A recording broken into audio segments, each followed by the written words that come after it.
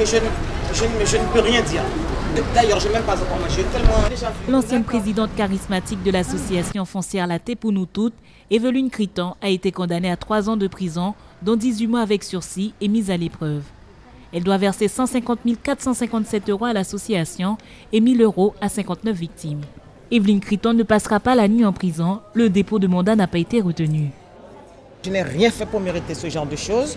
Beaucoup dans la semaine, enfin le 5, beaucoup de choses se sont dites, mais qui n'avaient rien à voir entre le 2011 et 2014. Étant installé sur une parcelle de 22 000 hectares, je trouvais que 5 hectares, ce n'était pas suffisant. Donc effectivement, je me suis entêté pour avoir plus et puis voilà où ça m'a mené. Parce que c'est bien facile de dire, quand vous payez 20 € par mois, vous ne pouvez pas détourner 150 000 €, c'est 20 € par mois que vous payez. Donc là, on verra avec notre avocat. Evelyne Criton comparaissait le mois dernier devant le tribunal correctionnel pour avoir escroqué 80 adhérents de l'association foncière entre mai 2011 et mai 2014. Elle aurait détourné un demi-million d'euros. La condamnation de Mme Criton, une décision satisfaisante pour les parties civiles. Les intérêts des parties civiles ont été pris en considération. Il y a eu ces condamnations que vous avez rappelées sur les intérêts civils. Et ce que nous espérons, c'est que c'est aussi un message qui est adressé à tous ceux qui croient encore en Mme Criton, parce que Mme Criton, en réalité, s'est servie de l'association, n'a pas servi les intérêts des adhérents. Aujourd'hui, nous avons une nouvelle présidence et nous espérons donc que les victimes vont pouvoir obtenir leur titre de propriété. Et c'est l'enjeu de ce procès. Elle a été condamnée. Evelyne Criton et son avocat ont 10 jours pour apprécier le jugement et examiner les recours éventuels. Pour Maître Briolin, ce dossier ne tient pas la route. La fiscalité, c'est ça la question. La question, si elle avait créé un organisme uniquement pour avoir de l'argent, c'était ça, le contenu initial de la prévention. À la limite, on peut en discuter. La fausse qualité, j'ignore quelle est la fausse qualité qu'elle a prise. J'ignore. Je vais donc voir le jugement, revoir le dossier. Il est prévisible que je conseillerais à Mme Criton de faire appel pour des raisons intellectuelles, parce qu'elle craignait d'aller en prison.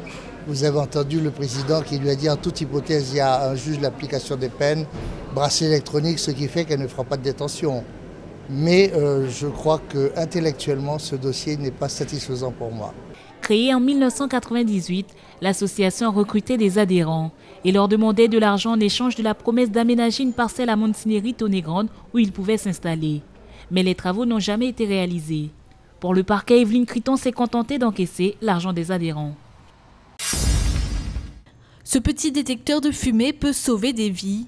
En France, chaque année, environ 800 personnes meurent dans des feux d'habitation, 70% la nuit, dans leur sommeil, simplement asphyxiés par les fumées.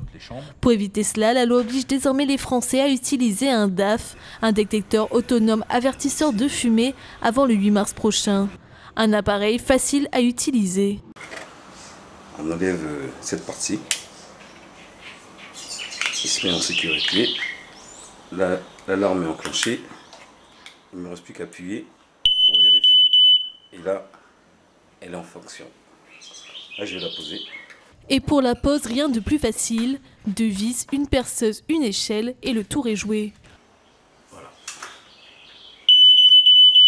Et elle est en fonction. Depuis quelques mois, la mise en place de ces petits détecteurs se multiplie dans le département.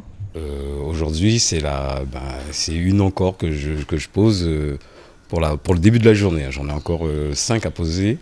Et je pense que d'ici la semaine prochaine, on aura encore parce que bon, les gens, on en demande.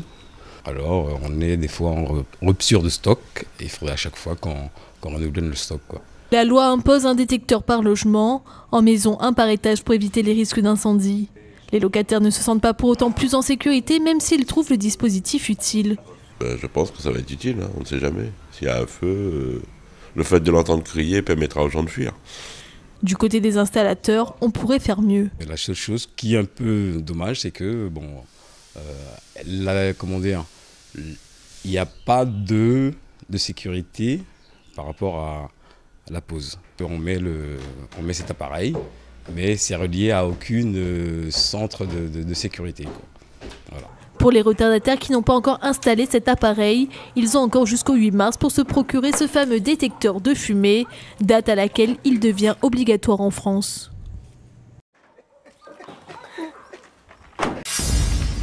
Les stigmates de la marée sont encore présents sur l'avenue Pasteur.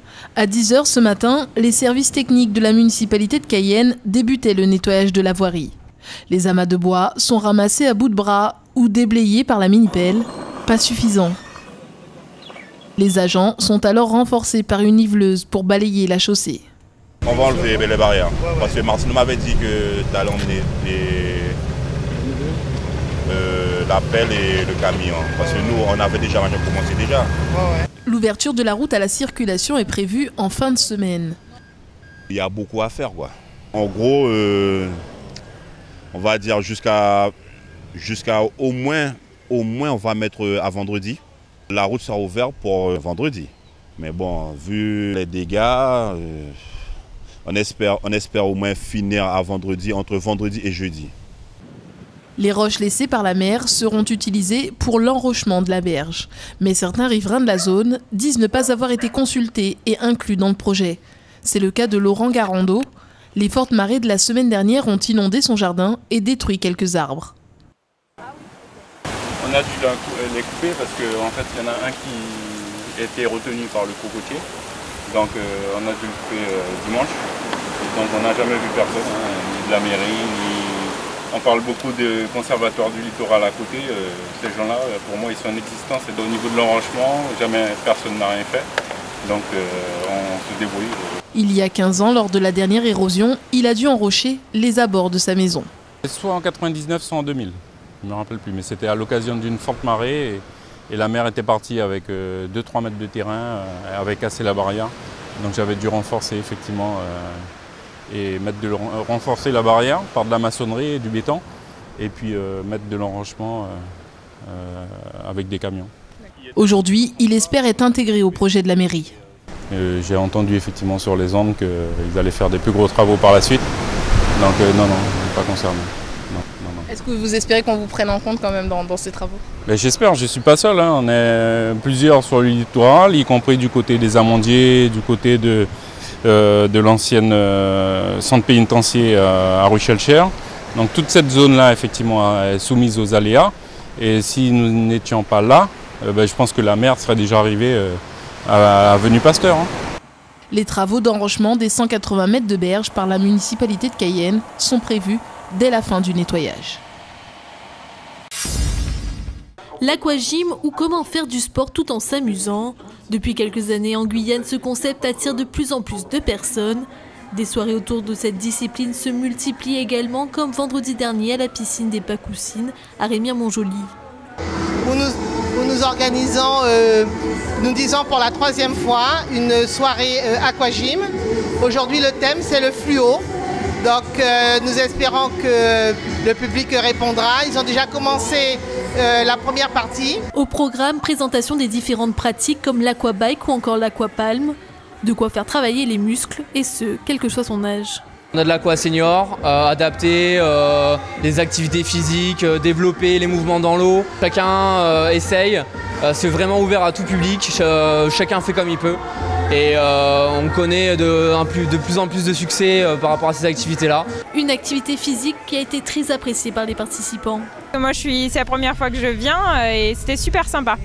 Là c'était bien tonique, c'était bien cardio aussi. En plus on a fait un peu de tout, on a fait aussi de l'aquabiking.